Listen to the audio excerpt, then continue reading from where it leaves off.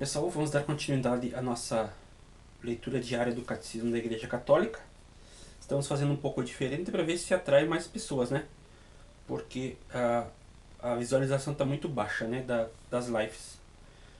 Então nós paramos no artigo número 38 e agora vamos para o 39. Nós estamos refletindo sobre a vocação neste mês de agosto, mês das vocações. Vamos então falando sobre esse relacionamento com Deus que nos chama a santidade através de um estado de vida específico, né? Seja ele vida consagrada, sacerdotal ou leigo. Então, cada um tem o seu chamado, né? Então vamos continuar aqui no artigo número 39. Como falar de Deus? Número 4. Ao defender a capacidade da razão humana para conhecer Deus, a Igreja exprime a sua confiança na possibilidade de falar de Deus a todos os homens e com todos os homens. Esta convicção está na base do seu diálogo com as outras religiões, com a filosofia e as ciências e também com os descrentes e os ateus. Então aqui tem que se destacar que a Igreja exprime com confiança a possibilidade de falar de Deus para todos os homens. Na base do seu diálogo com a sociedade está essa iniciativa de falar de Deus, da verdade de Jesus Cristo e também da nossa igreja. Com outras religiões, mas estão fazendo ecumenismo, né? Só que ecumenismo, eles querem a paz mundial para nova ordem mundial e a fraternidade universal, né? Então aí as outras religiões já estão fazendo essa religião única. A filosofia já está sendo distorcida, né? Acaba distorcendo toda a verdade da fé, da tradição e da doutrina da igreja. E as ciências então se colocam como aqueles detentores da verdade, né? Mas a igreja deve, de acordo com a nossa tradição, sempre se colocar como aquela que possui a verdade de Cristo. Então nós temos que sempre, como diz ali aquela passagem que eu botei na minha foto de capa, que nós não podemos nos submeter a nenhuma autoridade humana, a não ser a nosso Senhor Jesus Cristo. Então se a igreja não está cumprindo isso, está pecando, né? Então a gente já vê que aí já é uma igreja falsa. Número 40, mas dado que o nosso conhecimento de Deus é limitado, a nossa linguagem ao falar de Deus também o é. Não podemos falar de Deus senão a partir das criaturas e segundo o nosso modo humano limitado de conhecer e de pensar. Então, nós estamos falando com a nossa própria vida, né? Daquilo que nós adquirimos durante essa vivência de igreja, né? Mas as pessoas elas preferem aquelas, de acordo com as circunstâncias, aquilo que mais convém, porque acima da verdade as pessoas colocam, como coloquei no meu Face, né? Sem Deus a pessoa não tem força para defender a verdade, né? A pessoa até começa a falar, mas aí já vem as resistências e já abandona. 41. Todas as criaturas são portadoras de uma certa semelhança de Deus, muito especialmente o homem, criado à imagem e semelhança de Deus, as múltiplas perfeições das criaturas, a sua verdade, a sua bondade, a sua beleza, refletem, pois, a perfeição infinita de Deus. Daí que possamos falar de Deus a partir das perfeições das suas criaturas, porque a grandeza e a beleza das criaturas conduzem, por analogia, à contemplação do seu autor. Como nós falamos já na outra live, né? O mundo criado, as coisas, a beleza das plantas, da natureza, elas nos remetem a Deus. Mas as pessoas estão querendo fazer da natureza algo que seja superior ao ser humano. Só que o ser humano é a imagem e semelhança de Deus. Então nós somos superiores à natureza. Não tem Deus Gaia, não tem Pachamama, não tem nada que seja superior ao ser humano. O ser humano ele é a imagem de Deus, filho adotivo de Deus, e de acordo com a fé em Jesus Cristo nós recebemos o Espírito Santo. Então nós somos superiores a todas as realidades, né, da criação. Número 42. Deus transcende toda a criatura. Devemos, portanto, purificar incessantemente a nossa linguagem no que ela tem de limitado, de ilusório, de imperfeito, para não confundir o Deus inefável, incompreensível, invisível, impalpável com as nossas representações humanas. As nossas palavras humanas ficam sempre aquém do mistério de Deus. Então a igreja bergoliana está se colocando acima de Deus, né? Como eu já vi aquela foto lá da Praça de São Pedro, o Bergoglio estava acima e a cruz, aquela que foi utilizada na procissão contra a peste negra, estava abaixo e o Bergoglio todo iluminado, né? Então você já vê mais ou menos por aí que a igreja bergoliana se coloca acima de Deus. Então ela acha que tem um projeto melhor do que Deus. Só que Deus quer a nossa liberdade. Ele não nos força a obedecer os mandamentos. Ele nos dá liberdade. Então, agora, quando as pessoas estão na igreja, nós temos que trazer elas para a obediência. Porque se elas estão na igreja e começam a fazer errado, aí as pessoas já começam a abandonar a fé, né? Porque se as pessoas que estão na igreja... Aí nós temos aquela situação do joio e do trigo, né? Tá. O joio e o trigo é o mundo. Na igreja só tem trigo. Não pode ter joio e trigo na igreja. Não é assim que funciona. O joio, ele está no mundo. E a igreja é o trigo. Então o joio e o trigo estão no mundo. É por aí. 43.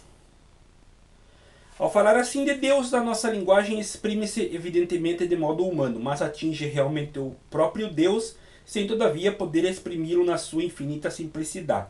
Devemos lembrar-nos de que entre o Criador e a criatura não é possível notar uma semelhança sem que a dissemelhança seja ainda maior. E de que não nos é possível apreender de Deus o que Ele é, senão apenas o que Ele não é e como se situam os outros seres em relação a Ele. Então nós não podemos nos colocar como maiores do que Deus. Nós sabemos a nossa limitação de seres humanos aqui neste mundo. Agora, depois que nós estivermos ressuscitados, que Deus nos acolher na sua misericórdia no seu reino, então nós seremos semelhantes a Deus. Mas agora nós não conseguimos compreender Deus. Nós temos Jesus Cristo, que é o nosso Deus. Ele é o modelo de ser humano. Agora as pessoas querem construir um modelo melhor que Jesus Cristo. Então vocês vão ver.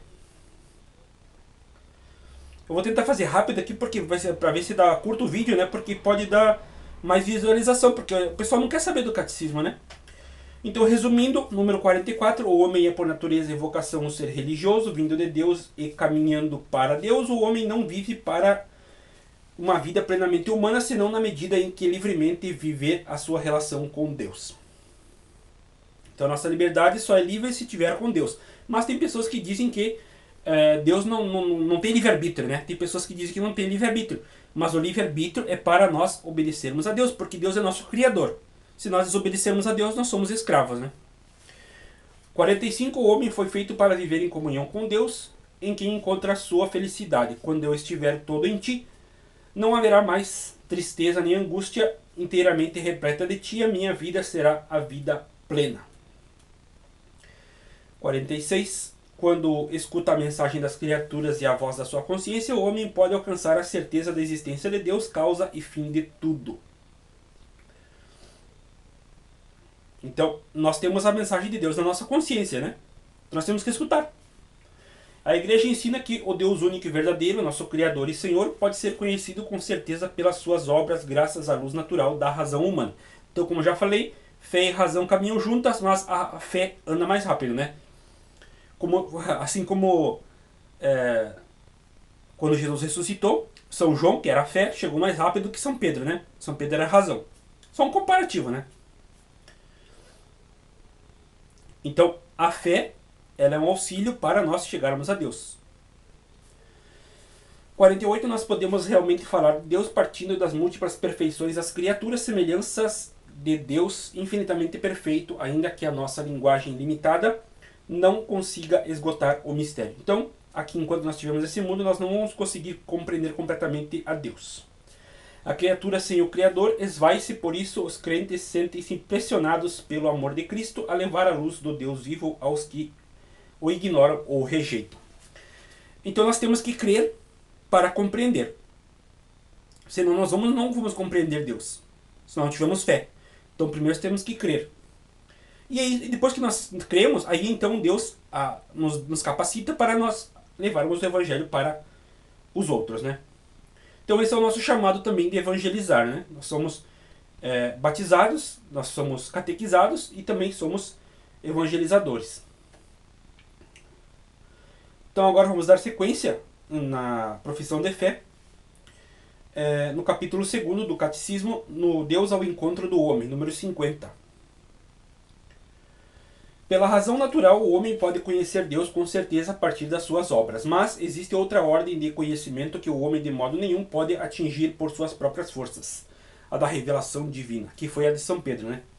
Por uma vontade absolutamente livre, Deus revela-se e dá-se ao homem, e fala revelando o seu mistério, o desígnio benevolente que desde toda a eternidade estabeleceu em Cristo em favor de todos os homens. Revela plenamente o seu desígnio enviando seu Filho bem-amado, nosso Senhor Jesus Cristo, e o Espírito Santo, e também a sua Igreja. Artigo 1. A revelação de Deus. Número 1. Deus revela o seu desígnio benevolente. Número 51. Artigo. Aprove a Deus na sua sabedoria e bondade revelar-se a si mesmo e dar a conhecer o mistério da sua vontade, segundo o qual os homens, por meio de Cristo, o Verbo encarnado, têm acesso ao Pai no Espírito Santo e se tornam participantes da natureza divina. Então, através de Jesus Cristo, que Deus se encarnou para redimir o pecado de um homem, então o próprio Deus veio para tirar o pecado através de um homem sem pecado, né? Para que ele passasse por sua vida, por todas as privações, por todas as contrariedades e vencesse o pecado. Que o nosso Adão, né, acabou pecando, né? Muitos culpam a Eva, né? Mas e uns defendem a serpente. Os gregorianos defendem muito a serpente, né? 52. Deus, que habita numa luz inacessível, quer comunicar a sua própria vida divina aos homens que livremente criou para fazer deles no seu Filho único, filhos adotivos, revelando-se a si mesmo. Deus quer tornar os homens capazes de lhe responderem, de o conhecerem e de o amarem, muito para além de tudo o que seriam capazes por si próprios. Então nós amamos a Deus através dos mandamentos. Mas os mergulhanos não querem os mandamentos porque são muito opressores, né? Então na nova ordem mundial não vai ter mandamentos, não vai ter doutrina, nada, né? Mas nós temos que permanecer fiéis à igreja verdadeira. Número 53. O desígnio divino da revelação realiza-se ao mesmo tempo por meio de ações e palavras intrinsecamente relacionadas entre si e esclarecendo-se mutuamente. Comporta uma particular pedagogia divina. Então, como falei da outra pedagogia divina que Deus foi se revelando no decurso da história.